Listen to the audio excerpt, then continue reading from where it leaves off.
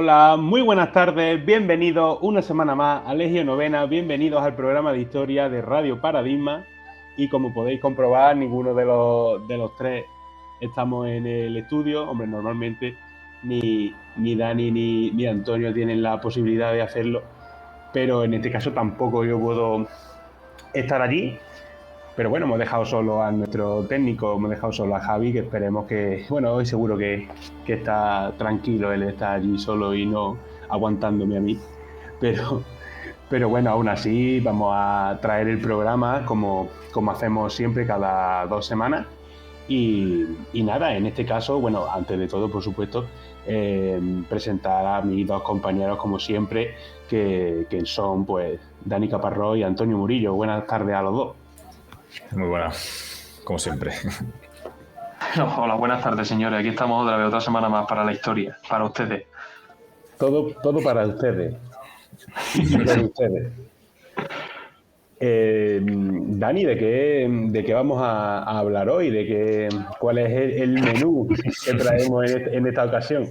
Se Pues está no mal lo sé. acostumbrando el presentador esto, ¿eh? No me lo he preparado, Rafa, no traigo nada. Así que te toca a ti. Me pilla. Pues bueno, hemos querido seleccionar una serie de figuras femeninas de la historia de España que consideramos que pueden ser más o menos importantes por distintas razones. Entonces, pues vamos a dedicarle este programa a ellas, ¿no? Y hablar un poco no solo de quiénes son, sino del contexto en el que viven y la importancia que ellas tienen para ese mismo contexto, ¿no? Pero sí que es verdad que antes de meternos en materia me gustaría dibujar un pequeño marco teórico en torno a esto muy leve, que no nos daría tiempo y sería cuestión de abarcarlo en otro programa. Y es que aunque hayamos traído una lista, entre comillas, que no caigamos cuando se hace o se habla de hacer historia de la mujer o historia de las mujeres, que son conceptos distintos. Es importante no caer en ciertos tópicos, ¿no? Es decir, no caer en el rescatismo. Es un concepto que me gustó mucho, que me dijo una compañera arqueóloga, Ana Medrano. Es decir, que no rescatar figuras de las mujeres porque sí, ¿no? Es decir, bueno, ahora vamos a darle este espacio y parece como que simplemente las cogemos de la historia, las nombramos, decimos cuándo nacen y cuándo mueren y ya está, ¿no? Sino que tienen una importancia en su contexto y nos ayuda a la construcción del relato histórico, ¿no? De llenar esos huecos que la historiografía tradicional ha pasado por alto. Entonces sí que tiene un sentido más allá y a veces desde esa individualidad se puede construir una colectividad, ¿no? Digamos. Y conocer qué dinámica había dentro de esas sociedades normalmente patriarcales, digamos, qué papel podían jugar ellas, ¿no? No solo las mujeres, sino también el tema de los niños, ¿no? Ya otro día abordaremos un programa, he hablado con esta compañera, con Ana, para otro día abordar un programa en ese sentido más de, bueno, más de que la arqueología incluso, ¿no? Porque ella es arqueóloga igual que yo, habla de temas de arqueología feminista y tal, para ver qué puntos, no sé, qué teoría hay alrededor de todo esto, si estamos de acuerdo, si no, cómo podemos abordarlo, qué herramientas usa para el análisis de la historia y todo eso, ¿no? Me parece interesante traer distintas perspectivas al programa también, ¿no? Entonces, bueno, eh, proyectos como Women y demás se están encargando de esto, ya digo, más en el ámbito arqueológico desde la materialidad, que digamos que bueno, autoras como Margarita Sánchez Romero, que ahora mismo no sé si os sonará, pero bueno, ahora mismo está teniendo bastante repercusión. Y vienen a decirnos un poco esto, ¿no? No tanto hablar de tal o cual mujer, sino rellenar esos huecos en el registro arqueológico, en el registro histórico y construir un relato histórico pues más amplio, ¿no? De, de papeles que normalmente no se han tenido en cuenta que ahora pues, en este caso, para que quede un poco claro que no queremos simplemente decir esta mujer nace aquí y muere aquí, como he dicho, sino que todas estas mujeres que traemos en este sentido tienen una importancia dentro de su contexto más o menos amplio o no, y el papel que juegan en la historia. Pues en mi caso, eh, no lo he hecho del todo así, pero sí que he querido aportar un poco esta perspectiva, ¿no? En primer lugar, yo he seleccionado una mujer de época romana, de la Hispania romana, y otra de Al-Ándalus. La primera de ellas no es muy conocida, es decir, no es... Todo el mundo conocemos a, yo qué sé, a Agustina Aragón, yo qué sé, ¿sabes? Pero no... Tal vez esta mujer no le suena a nadie, pero es importante por lo que significa y por el espacio que ocupa dentro de la sociedad romana. Hablamos de Fabia Adrianilla y toda la información la he sacado de un artículo que publicó María Teresa de Luque Morales, que no sé si os acordáis de ella, la llevaba Bostete, creo Sí, sí. recordar. Sí, es una compañera y amiga que aprovechamos para saludarla. Esperemos que no... Bueno, esperemos que nos escuche, ¿no? Le mandamos el programa directamente. Claro, Y que así también ella le pueda dar pues difusión. sí, claro.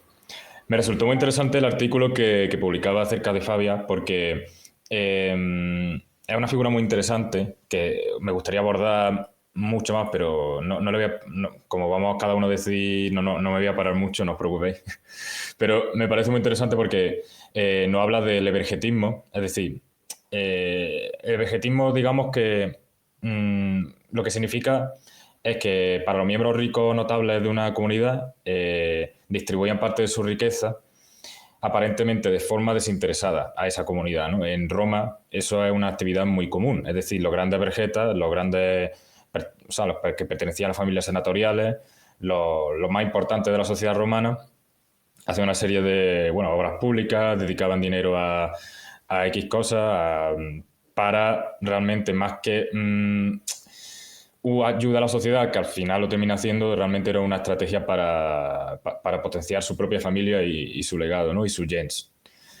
En este sentido, la mujer es cierto que no podía llegar a ocupar estos cargos políticos que sí tenían los hombres, pero sin embargo sí que jugaba un papel muy importante dentro del prestigio, de evidenciar este prestigio familiar.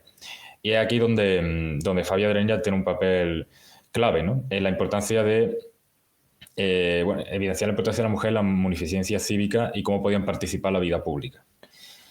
El registro que tenemos de ella, o lo que conocemos de ella, es en base a un documento epigráfico que pondré en la imagen. Y como digo, pues bueno, en el mundo romano el Estado no tenía instituciones válidas para cubrir las carencias de los más necesitados, ¿no? Entonces, en ese sentido, era la clase dirigente urbana la que se iba a dedicar la que iban a dedicarse se iban a dedicar a todo esto, ¿no? A invertir en esa comunidad. Cosas así que ejemplos claros o concretos de esto: obras arquitectónicas, celebraciones religiosas o lúdicas, pero también ofrecían ayuda a la población ciudadana, ¿no? Alimentación, educación y demás. Digamos que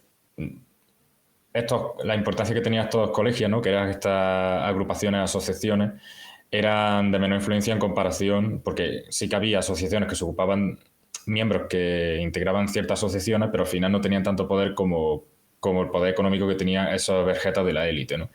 Entonces tenemos que entender que un mundo romano movido sobre todo por esta economía de la élite urbana, la que va a poner en lugar todas estas cosas. Y eso lo podemos ver sobre todo en el rastro que dejan las inscripciones. Solito con su dinero. Es como si ahora, pues bueno, hacemos una biblioteca y todo el dinero lo pone un político importante y hay en la puerta un epígrafe que pone: pues esto lo hizo Manolín Sánchez con su dinero. Para que nos entendamos de forma fácil, por ahí van los tiros, ¿no? Y bueno, las inscripciones de vergetismo son escasas realmente, pero bueno, tenemos la suerte de encontrar una, y en este caso como la de Fabia Adrianilla, que ya hablo un poquito más de ella en concreto. Ella era hija, hermana, esposa y madre de senadores, por lo tanto pertenecía a una familia, una familia importante, ¿no? Y podría haber pertenecido a los Fabi de la Bética, que en este caso pues sería una familia, como digo, importante dentro del mundo de la España romana. Ellos, obtenían su riqueza gracias a la producción y el comercio de aceite, que comerciar con aceite de la Bética era algo potente en el mundo romano. Y sobre todo, ¿qué capacidad tenía una mujer en este contexto de la familia romana? pues sobre todo el control del patrimonio, del propio patrimonio de la familia, pero también del buscar reconocimiento público. La gens a la que pertenece Fabia es importante, ¿no? En la antigüedad. De hecho, incluso César Augusto tiene relación con la misma, ¿no? Ya centrándonos un poco, como digo, sabe diferenciar entre el papel que podía jugar el hombre a nivel de cargo político y que la mujer quedaría más delegada a sustentar la familia a nivel de publicidad, podríamos decir. ¿Qué es lo que hace Fabia? ¿Cuál es el acto energético de Fabia? Que es por lo que la conocemos. Pues llevó a cabo en Hispali una creación de una fundación alimentaria para niños y para niños. O sea, ella dedicó ese dinero a lo que podríamos llamar como caridad, ¿no? Y bueno, se explica, ¿no? Se conoce a raíz del epígrafe los repartos que debían llevarse a cabo, que eran 2 veces al año, tanto en el cumpleaños de ella como en el de su marido, siempre señalando fechas importantes para ellos realmente, ¿no? También se recoge en la inscripción que se repartían 3.000 tercios al año, de manera que a las niñas les correspondiese una mayor proporción que a los niños, cosa que normalmente solía ser al revés. Los repartos de adultos eran los varones los que más recibían. Y bueno, digamos que esta es su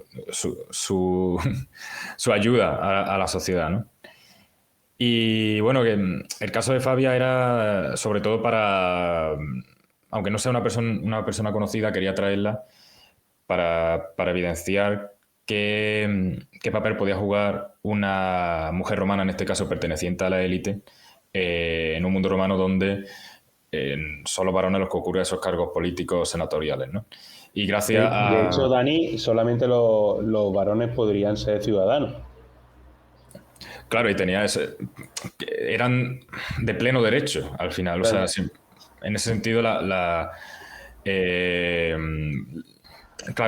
la mujer no podía acceder a estos cargos tan importantes que al final, bueno, todos conocemos el Senado romano, a nivel popular es muy conocido, pues la mujer no puede acceder a esos cargos, pero sí que tiene un papel importante, en el caso de la élite, y es lo que a mí me interesa sobre todo dar a conocer, en todo ese circuito de, bueno, aportar siempre desde un privilegio económico este tipo de actividades energéticas para que su familia tenga más renombre. De hecho, cuando los varones tenían que emigrar a otra ciudad para asuntos políticos, eran ellas las que se quedaban en el territorio, en este caso, por ejemplo, en Hispali, ¿no? Era ellas las que se quedaban en el territorio natal y se encargaban de seguir manteniendo el nombre de su familia.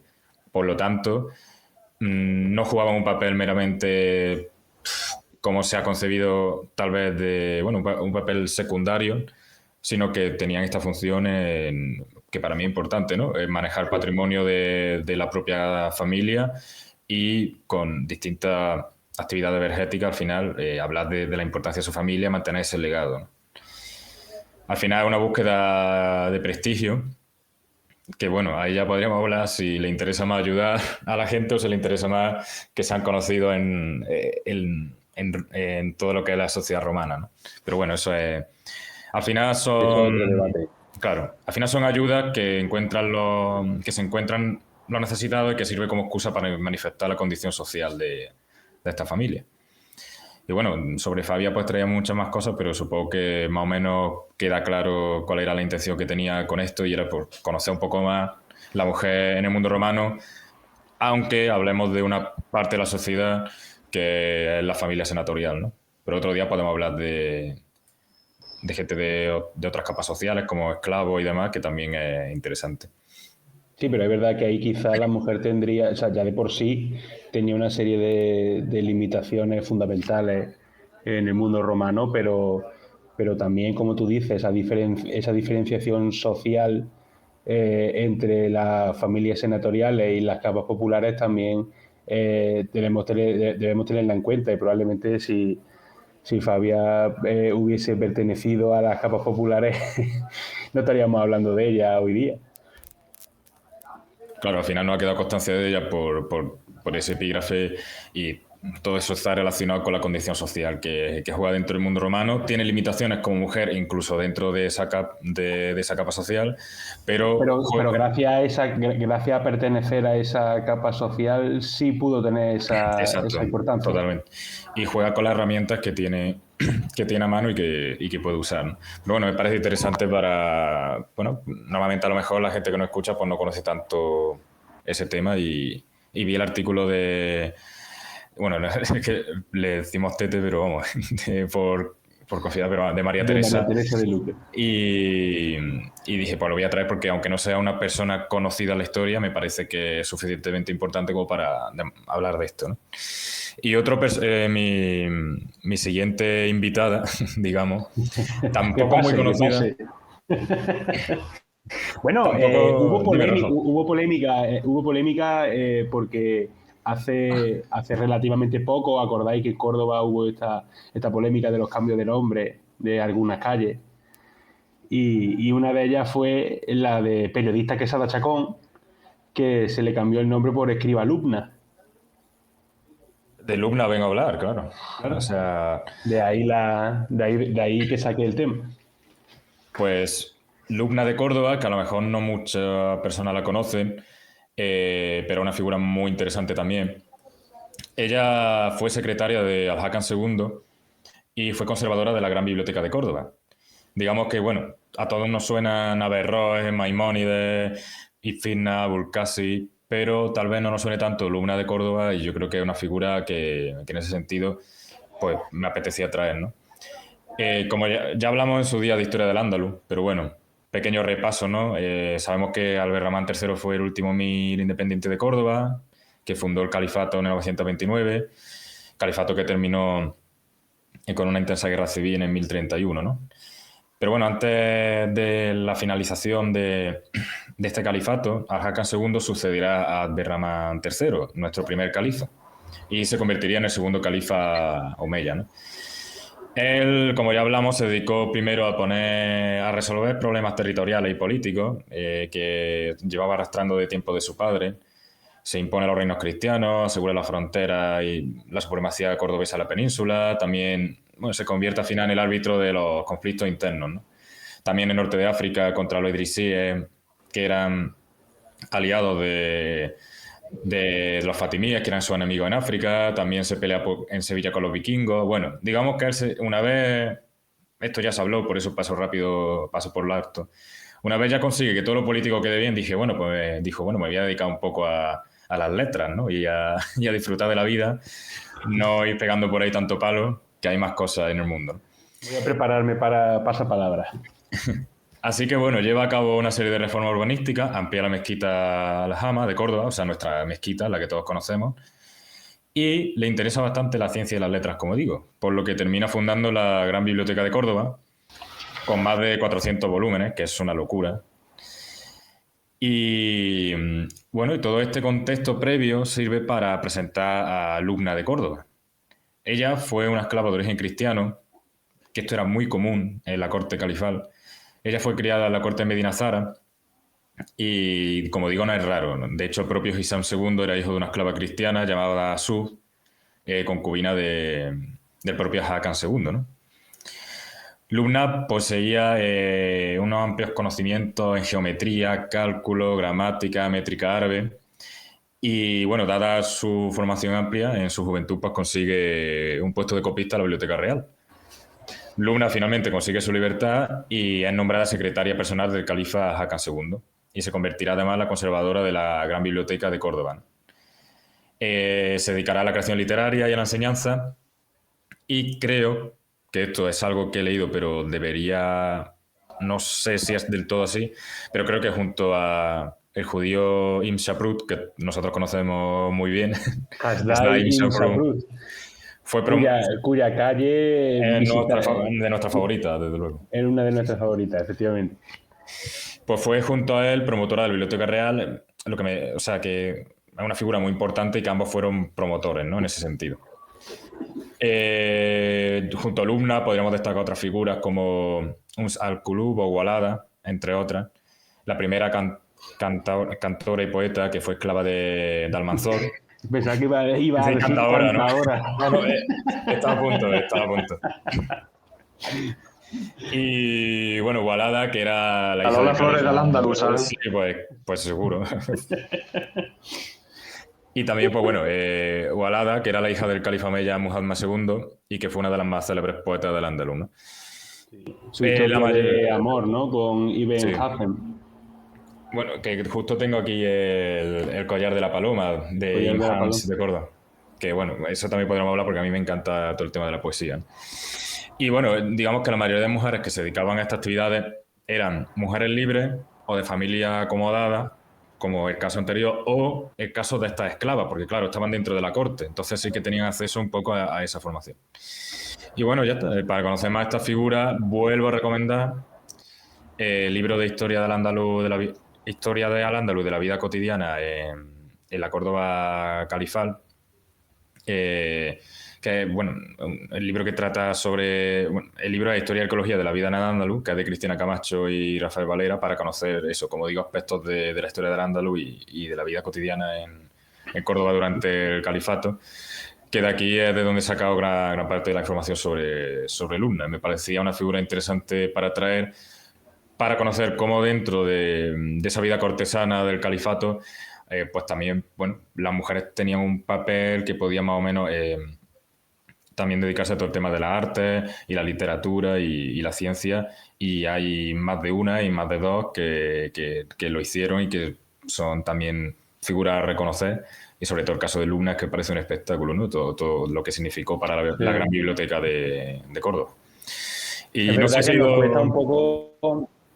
Sí, sí, simplemente quería decir. Bueno, lo primero de todo quería decir que he metido la pata. No es Ibn Hazm el que tenía estas relaciones amorosas con Walada, sino Ibn Zaydun. Zaidún, cierto, sí, sí. Ibn Zaydun era el que la tenía. Zaidún, es cierto. Ibn Hazm sí es el del collar de la paloma. Y por otro lado, que es verdad que nos cuesta un poco pensar en mujeres cercanas al entorno del califa que no fueran parte del harén, ¿no? Del propio monarca, ¿no? Y aquí tenemos un caso bastante particular de Lubna. Y bueno, ya está. A lo mejor he ido un poco rápido, pero para dejar espacio a vosotros. Siento si he corrido mucho. Pero bueno. No, sí. No, Vamos joder, ya ves bien de tú. tiempo Tú llevas el cronómetro, no sé, ¿no, Rafa? Sí, sí. Además yo solamente traigo una y Antonio, pues, ¿de quiénes nos vas a hablar tú? Que pasen tus invitadas. Pues bueno, a ver, yo como me he bajado del Reino de León, pero como lo he hecho de menos, pues traigo aquí a dos míticas de allí, que son las dos urracas, tía y sobrina. Bueno, en primer lugar voy a empezar hablando de que, a ver, en verdad, teniendo un poco en relación con lo que ha dicho Dani, no son figuras a lo mejor tan escondidas dentro de lo que es el puzzle de la historia, ¿no? Las dos urracas de León, bueno, de Zamora y de León. Pero también, yo qué sé, me ha gustado traerlas estas dos porque me parecen muy importantes. Y claro, estando allí al final, vos te contagias un poco de todo el rollo que hay con esta gente. También son figuras importantes dentro de el presentismo que hay un poco con el regionalismo leonés y todo este rollo. Sí. Pero bueno, el caso. ¿Se me escucha bien y todo eso? Sí. Sí, ¿no? Vale. Pues a ver, Urraca de Zamora. Urraca de Zamora es una mujer que vive entre los años 1033 y entre el 1103, que era infanta de León, hija de Fernando I y Sancha de León. Ojo aquí la importancia, porque esta señora era hermana de nada más y nada menos que Sancho II de Castilla, Alfonso VI de León y García I de Galicia, que es uno de los reyes. Y va a tener un papel fundamental. Claro, o sea, va a ser una persona fundamental en el transcurso de los hechos que vienen ahora. Yo voy a decir que García I es uno de esos reyes que pueden estar ahí con Luis IX de Francia, porque es verdad que Antonio, lo que iba a decir es muy gracioso. Lo de llamar Urraca ya es algo que se ha perdido, ¿eh? Pero a mí me parece un nombre bonito. Se ha perdido lo de Urraca. Yo digo igual, o sea, todo el mundo dice urraca y se va al pájaro, que el pájaro por otra cosa son preciosos las urracas. Pero a mí el nombre como que me suena con mucho empaque, a mí me gusta, de verdad, ¿eh? O sea, sí, Celia, que está aquí en la habitación de atrás, me estará escuchando, estará diciendo ni de coña. Pero a mí me gusta, es un nombre que me gusta, es un nombre de reina, joder, Urraca. Hay que acabar con la sequía. Creo que fue en el 2015, en el 2016 que se murió la última urraca en España. Es verdad, sí, Pues directamente. eso no puede ser. Urraca Murillo, yo creo que puede ser la próxima. Urraca Murillo. Tendrá que ser mi hermano, porque... Bueno, el caso. Esta señora, aparte de ser todo lo que hemos dicho y demás, recibió una educación acorde con su rango, evidentemente, de la corte y demás, y se ocupó de parte de la educación de su hermano Alfonso VI, que era 8 años menor que ella. Ella en la herencia, aparte, en diferencia con los varones, pues no recibió un reino, sino que recibió una ciudad, recibió la ciudad de Zamora, que va a ser fundamental en la guerra civil que van a librar Alfonso VI y Sancho II. Sancho tenía mucha reticencia porque él quería heredar León, pero Fernando I, que era un poco más listo que él, le dejó el reino a Alfonso VI, que parecía el más decente de los hermanos, ¿no? El más espabilado. Sí, más espabilado. Bueno, espabilado era Sancho II, más listo era Alfonso VI, ¿sabes? Sancho II era listillo, el listillo. ¿Y García? Entonces este señor, pues... Bueno, García pobrecito...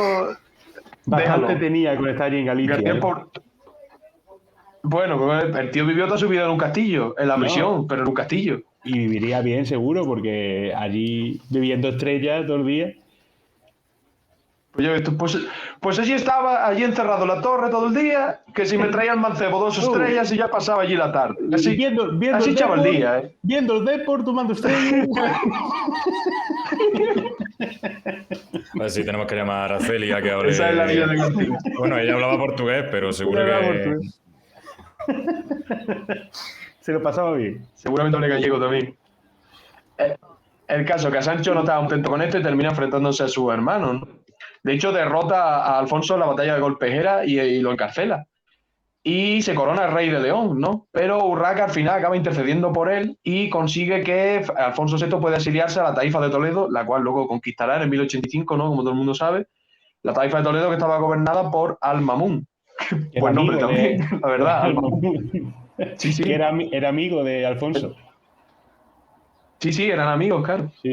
Entonces, Urraca es un poquito así contraria a la política que tiene Sancho de unificar el reino y demás, así como lo quiere hacer él, ¿no? Entonces, Sancho va a asediar Zamora y se produce uno de los hechos más característicos de esta guerra, que es la traición o la lealtad, que por eso la famosa puerta de la traición de toda la vida de Zamora se cambió el nombre hace relativamente poco a la puerta de la lealtad, porque por ahí se supone que salió el noble Bellido Adolfo Bellido, que acabaría con la vida de Sancho II.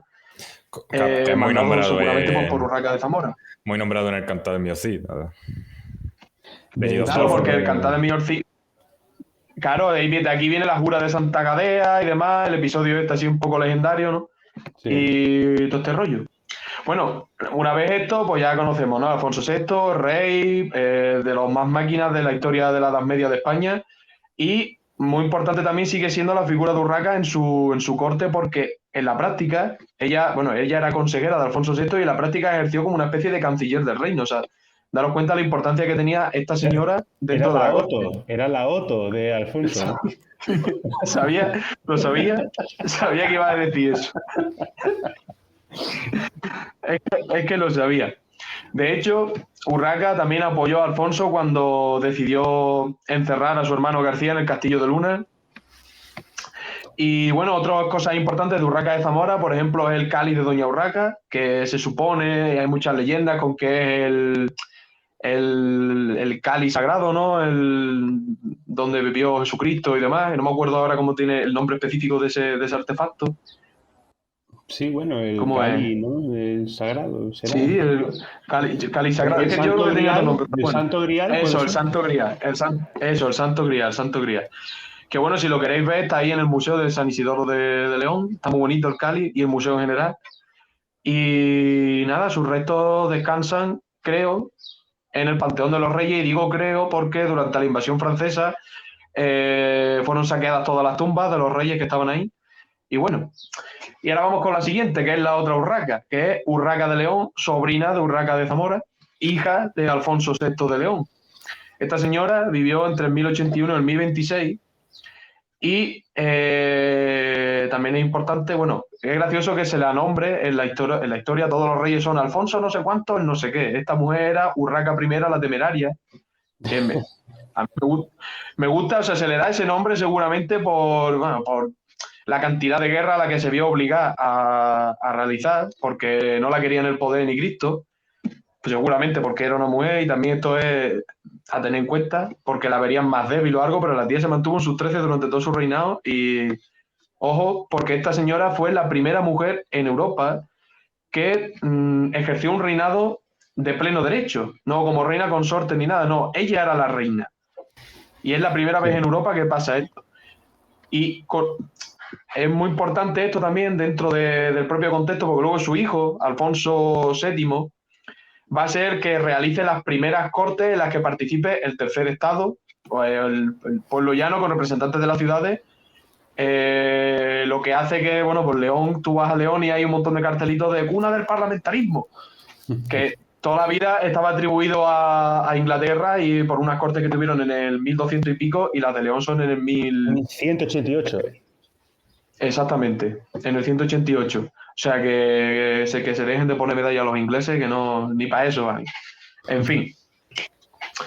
Esta mujer tuvo muchísimos problemas a la hora de ejercer su reinado y sufrió un montón de intrigas palaciegas. De hecho, su hermano Sancho, que nace cuando ya ella era un poquito bastante más mayor, murió en el 1108 en la batalla de Uclés contra los almorávides. Se empeñó el chaval en ir a pelear. Y bueno, surgieron un montón de candidatos al trono y demás de las familias nobles, pero Alfonso VI, para evitar las rivalidades y demás, y supongo porque también confiaría en su hija, que era de recio carácter, la nombró sucesora y demás, con la intención también de casarla con Alfonso I el Batallador, que con este va a tener un montón de problemas. Los nobles en un principio se oponían a la unión de estos dos, pero cuando murió Alfonso VI en el 1109, un año después de Uclés, pues Urraca subió al trono y se casó con el rey aragonés. Entonces aquí iba a surgir un montón de oposición a esta señora por parte de Francia, por el hecho de que estuvo antes casada con Raimundo de Borgoña y iba a tener como que se iban a alejar a los borgoñones y a los franceses de la corte y demás. También la oposición gallega, los obispos como Diego Gelmírez y demás de Compostela eran opuestos a esta unión porque iba a ejercer más control de Aragonés y más control leonés sobre Galicia y demás. Ellos querían más independencia. Yo sé, los gallegos en esta época son también bastante metepatas, en el sentido de que tanto rato buscando, pues como la mayoría de nobles, buscando su propia independencia y demás. Claro. Pensaba que ibas a decir algo así más... Algo que aporta. Te he visto más, con ¿no? cara. Algo que aporta Te he visto con cara de decir, yo voy a decir algo gracioso, pero no, claro. Bueno, vale, pues sigo. Claro, al final los gallegos estaban allí en su esquinita, ¿no? Bueno, eran un poco querían hacer sus cosas. Querían hacer sus cosas. Eran un poco independientes desde el principio, yo creo, ¿no? Sí, no, totalmente. Bueno, el caso que también el Papa estaba un poco aquí opuesto al matrimonio y demás, porque no sé si eran familia indirecta o algo, pero bueno, probablemente, pero no, ahora mismo no lo recuerdo, así que no lo voy a decir porque sería meter la pata. Pues bueno, pues Urraca al final, después de toda la oposición que tiene al matrimonio, se casa, pero al final dice, mira, el tío está en la nariz de este y se quiere separar. Porque Alfonso, por lo visto, era bastante modorro, porque era un modorro. Era así, conquistó Zaragoza, el batallador, sí, mucha pelea, pero como esposo, por igual era un poco payaso. Y Urraca acabó hasta las narices de él. Entonces, Alfonso no se lo tomó muy bien esto y la encarceló en la fortaleza del Castellar y atacó a las principales plazas del Reino de León, del Reino de León, que eran favorables a la reina. Pero los nobles que se llamaban Gómez González y Pedro González de Lara, una familia muy importante en la historia de los reinos de Castilla y León, acabó liberando a Urraca y se sucedieron una serie de conflictos civiles ahí entre los partidarios de ambos, entre los partidarios de Alfonso I Batallador y Urraca, hasta el 1112. Y Urraca ya cuando consiguió separarse y demás, al final, mira, dijo, no volvió a casarse nunca más y consiguió llevar a cabo su reinado apoyada tanto en la nobleza como en el clero. Vale, estoy mirando a ver si es que me he dejado algo o algo, pero no. Dentro de todo esto que he comentado, o sea, con Galicia hay un montón de vicisitudes que si nos adentramos, o sea, Urraca I es una figura que tiene un montón de historiografía, un montón de producción detrás, bastante más que Urraca de Zamora. Mira que Urraca de Zamora también está muy escrita, ¿no? Pero Urraca I se llevan a cabo una serie de procesos, como lo que he dicho antes en Galicia y demás, que Galicia prácticamente quería proclamar su semi-independencia, que es bastante amplio. O sea, que no es. Que se podría hacer un programa de Urraca y nos quedaría un programa bastante largo. O sea, lo que pasa es que aquí, bueno, hay que traerle así un poquito de tranquileo y demás. Pero daría que hablar. Otra cosa importante es que durante su reinado se independiza el condado portucalense, que es el germen de lo que luego será Portugal. Bajo el reinado de Alfonso Enríquez, que era, si no recuerdo mal, un nieto de Alfonso VI, si no recuerdo mal. Yo diría que sí. Sí. Y mis apuntes no me engañan, era un nieto de Alfonso VI. ¿Te acuerdas bien? El caso. Joder, es que el tema 29 es uno de mis predilectos. Como salga, voy a poner la lista de los reyes ahí, que va a dar gusto eso. El caso es que estas dos mujeres son muy importantes en la configuración de la España medieval. Y de hecho son Urraca de Zamora, más incluso, es tremendamente importante porque sin su actuación no sabemos cómo hubiera deparado el devenir del reino de León, el reino de Castilla y demás, porque es fundamental en el encumbramiento de Alfonso VI, que si no es de los principales, no, es de los principales reyes junto a Fernando III de la historia de la Reconquista. Porque este tío es el que llega a Toledo y el que marca una nueva línea en la frontera llevándola hasta Tajo. O sea que no estamos hablando de poca cosa. Y Urraca I es la primera reina en Europa. Que son palabras mayores para la época en la que estamos hablando, del siglo XI, siglo XII. O sea que, gente, a tener en cuenta y ya está. Y poco más que añadir, sin meter la pata. Pero bueno, un poco así lo que decía Dani. O sea, no es solo, pues sí, Urraca nació y murió un tal, no sé qué, hizo tal, hizo cual. No, o sea, que son figuras verdaderamente importantes. Y es verdad que estas dos, bueno, no son de estas que están escondidas en la historia, porque son, como digo, son muy importantes, pero me gustaría, llevo tiempo queriendo investigar sobre ellas un poquito y traerlas para acá para que las conozcamos todos como se conocen por allí más por arriba.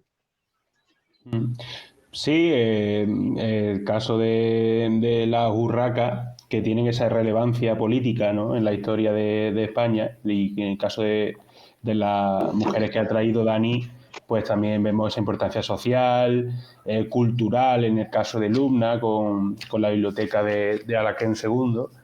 En mi caso también voy a traer a una persona, una mujer muy importante y muy relevante en el plano cultural, en concreto en el plano artístico, que es la figura de Luisa Roldán, que es una de las principales escultoras de nuestro país de época barroca, y que, bueno, sí es verdad que todavía, pese a que en la actualidad pues se está ampliando el conocimiento que se tiene de Luisa Roldán, se está ampliando el número de obras catalogadas como de Luisa Roldán, que se le apoda la Roldana, en Andalucía sobre todo. De hecho, creo que en el año 2020 el Museo de Bellas Artes de Andalucía, bueno, de Sevilla, perdón, tiene una nueva obra de Luisa Roldán, que es la Virgen de la Leche, que la compró la Junta de Andalucía, la Consejería de Cultura de la Junta de Andalucía, para exponerla en las salas permanentes del Museo de Bellas Artes de Sevilla. Vamos rápidamente a conocer en sí quién era Luisa Roldán, y ahora hablamos de su importancia dentro de la historia del arte en nuestro país. Luisa Roldán nace en Sevilla en el año 1652 y es hija de uno de los grandes escultores de la historia de nuestro país, uno de los grandes escultores del barroco sevillano y andaluz, como es Pedro Roldán. Pedro Roldán sí es una figura ya en su momento, en la época en la que él vivía, fundamental, ¿no? Porque sí es verdad que conocemos muchos artistas, el propio Velázquez en pintura. Bueno, no, Velázquez sí es cierto que era bastante reconocido, ¿no? Pero bueno, en otros sectores, pues podríamos hablar Sí, de, Montañés, Juan de Mena, toda esta claro, gente. Juan de Mesa, por ejemplo, es que ni se le conocía. Juan Chacho de Mesa Mesa. se le descubre en el siglo XX. El caso también en literatura, por ejemplo, de Cervantes, ¿no? Que no es tan conocido, no es tan influyente en vida como lo podía ser Lope de Vega. Pues el caso de Pedro Roldán sí es un escultor consagrado en vida, ¿no? Tiene uno de los talleres más importantes de la ciudad y que no solamente realiza obras a la ciudad de Sevilla, sino a toda Andalucía y a toda España. Pues Luisa Roldán, su hija, nace en ese contexto y ella desde el principio pues trabaja en el taller de su padre, ¿no? Ayudando en tareas sobre todo de policromía, es decir, a la hora de pintar y estofar las esculturas de madera, ayudando a su padre. Lo que pasa que sí es cierto que desde el principio pues esa labor que realizaba junto a sus hermanos y hermanas, ella va a empezar a destacar sobremanera, ¿no? Va a tener, se va a demostrar desde el principio esa capacidad especial que tenía Luisa con respecto a su hermano. Tenía estaba aventajada, ¿no? Por así decirlo. Ella se forma, como ya digo, en el taller de su padre, que tenía una producción ingente. En el año 1671 se casa con otro escultor que también trabajaba como aprendiz en el taller de su padre, de Pedro Roldán, que es Luis Antonio de los Arcos, un escultor que nunca llegará a acercarse al nivel de Luisa Roldán. Lo que pasa es que estamos en el siglo XVII y muchas veces, la mayoría de ocasiones, se va a tratar de ensombrecer la figura de la Roldana con respecto a la de su marido, por el simple hecho de su marido, evidentemente, de ser varón, aunque las obras no las realizara él. De hecho, la mayoría de los contratos que se le encarga a Luisa Roldán los firmaba Luis Antonio de los Arcos. Él era quien firmaba, o por lo menos no es quien, no solo lo firmaba él, sino que además de la firma de la Roldana, estaba también la de su marido, Luis Antonio de los Arcos. Realmente sus obras, las obras de la Roldana, el papel que tenía en ella Luis Antonio de los Arcos, aunque figurara que la hicieran juntos, pero realmente las hacía ella. Y él se dedicaba simplemente, como ya digo, a darle la policromía.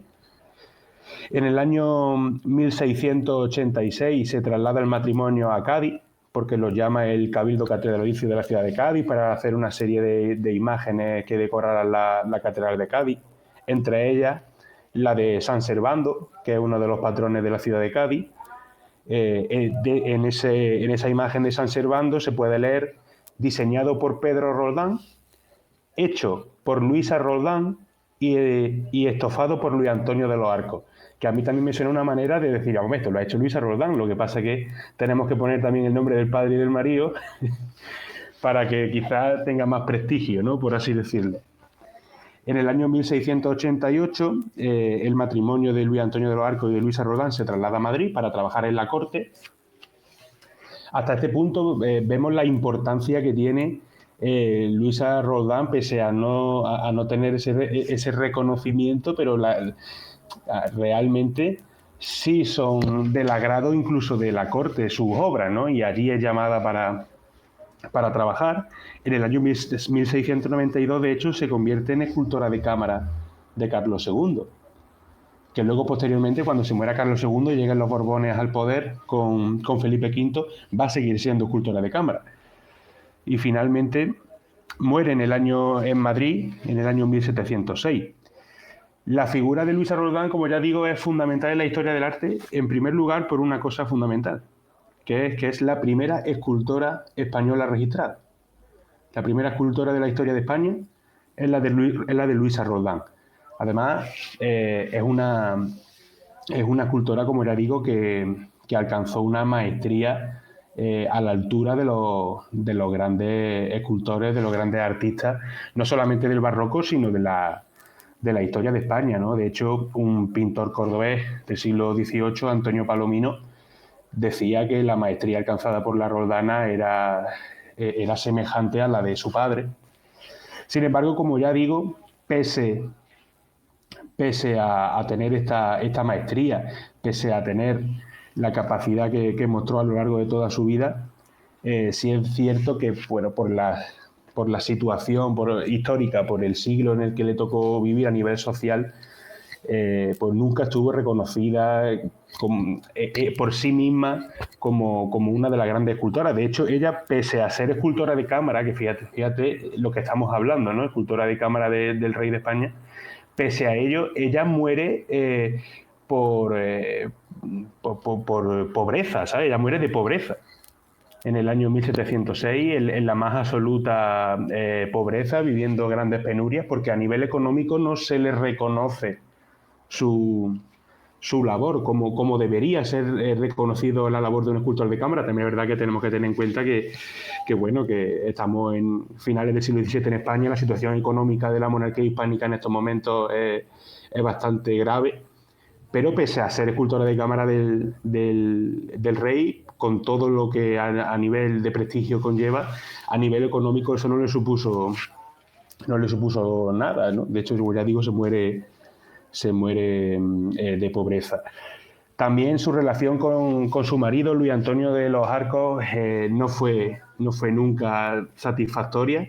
De hecho, se cuenta que en una obra que tiene ella, que es de un arcángel San Miguel, que estaba destinado a decorar el Escorial.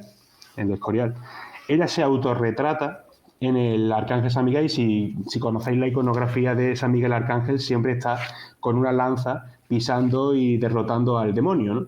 Pues ella se autorretrata como el Arcángel San Miguel y a su marido lo retrata como el demonio.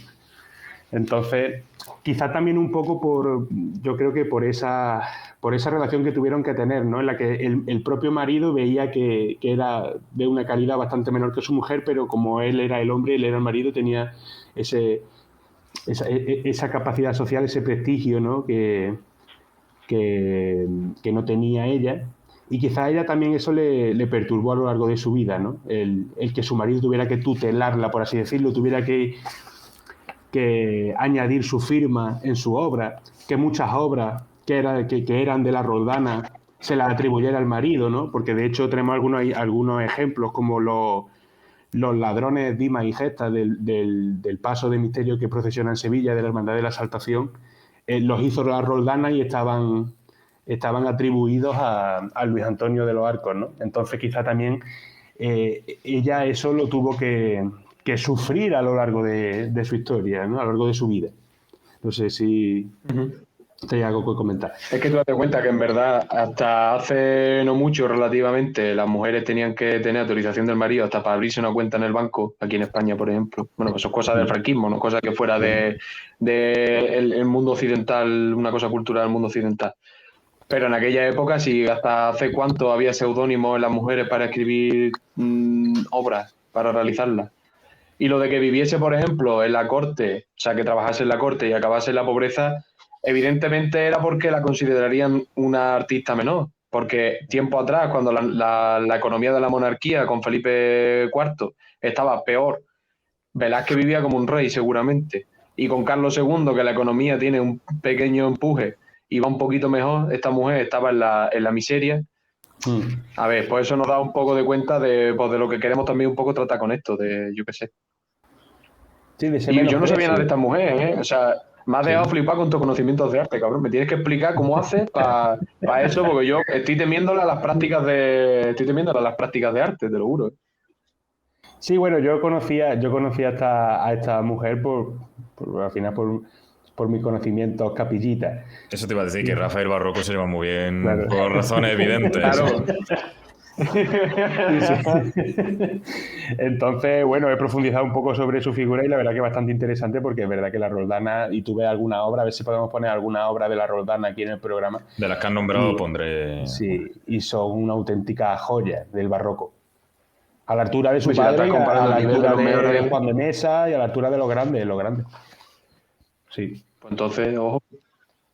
Sin embargo, como ya digo, pues no tuvo ese reconocimiento en vida y todavía nos cuesta, ¿no? Todavía nos cuesta, siempre en cuando hablamos de los artistas del siglo de oro, ¿quién nombra a la Roldán?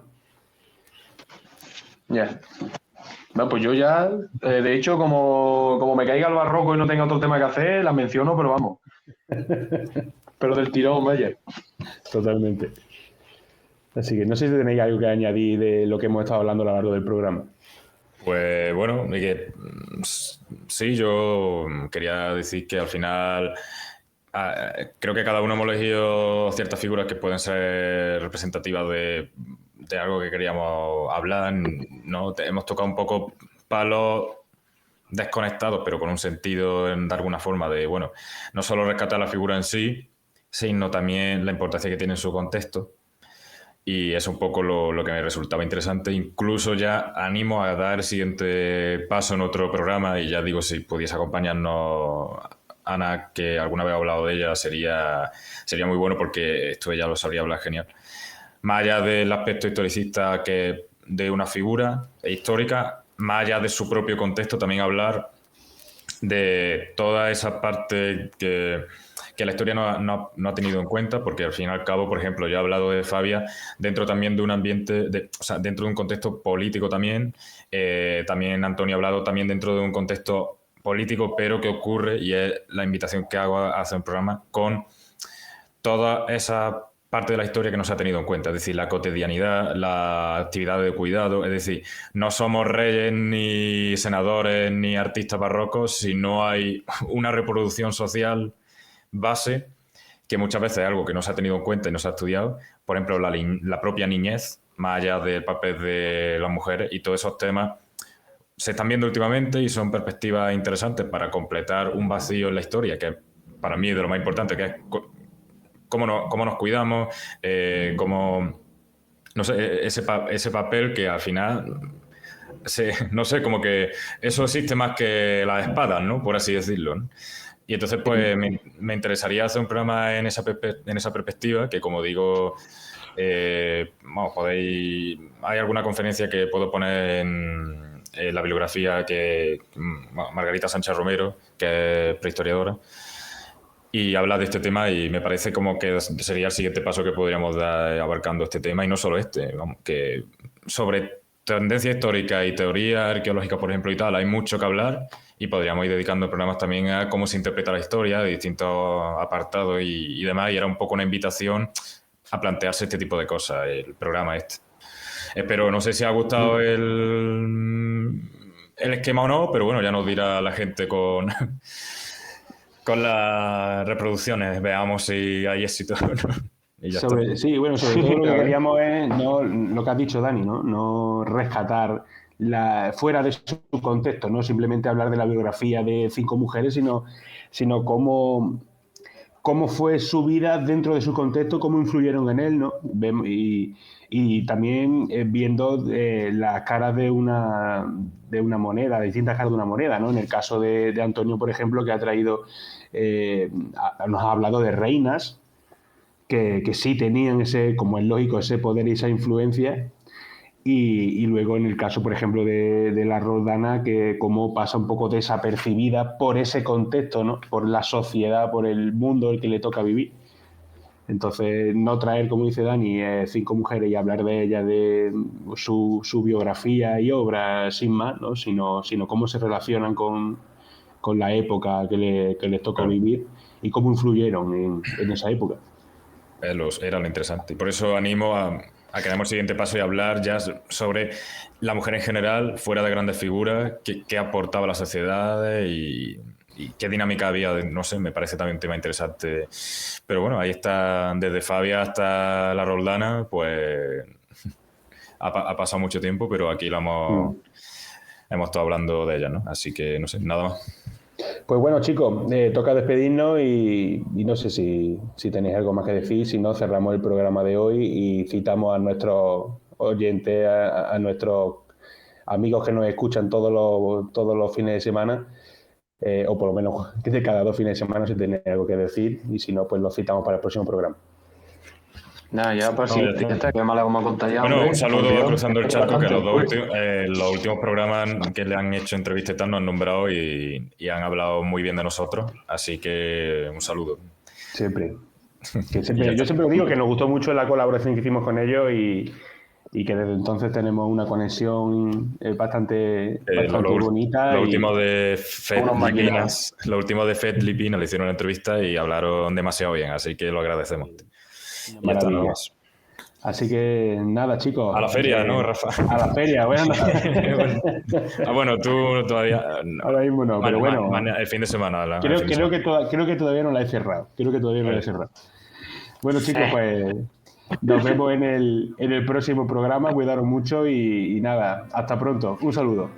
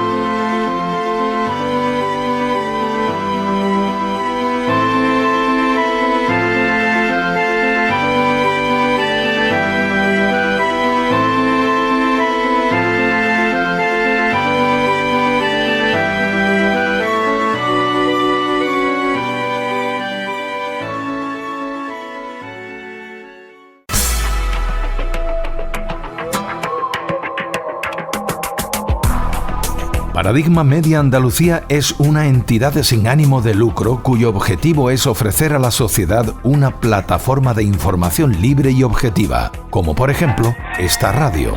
La protagonista de las noticias es la ciudadanía de Córdoba. Colabora con la asociación, porque para mantener este proyecto, tu ayuda es imprescindible. Visita nuestra web. Entra en paradigmamedia.org y rellena libremente el formulario de colaboración. Paradigma Media Andalucía. La información del pueblo y para el pueblo.